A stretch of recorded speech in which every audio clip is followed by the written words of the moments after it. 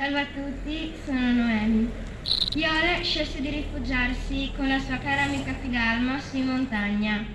Là si uniranno a un gruppo di partigiani per aiutarli, ma non solo cucinando o curando i feriti in battaglia, anche prendendo in mano le armi e partecipando alle azioni pericolose.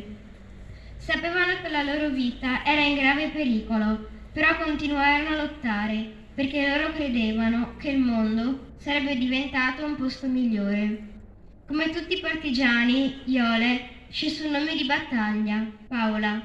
In seguito a una retata tedesca, Paola e la sua amica Fidalma, detta Gianna, tornarono in città a Udine. Entrambe continuarono a lavorare come staffette partigiane. Gianna fabbricava bombe e Paola stampava giornali che trattavano argomenti antifascisti. Li nascondeva sotto le vesti con lo scopo di distribuirli ai cittadini senza che i tedeschi ne venissero a conoscenza. Grazie a un partigiano, infiltrato come elettricista in una caserma tedesca, scoprirono che i veri nomi delle due ragazze erano finiti sulla lista dei partigiani ricercati.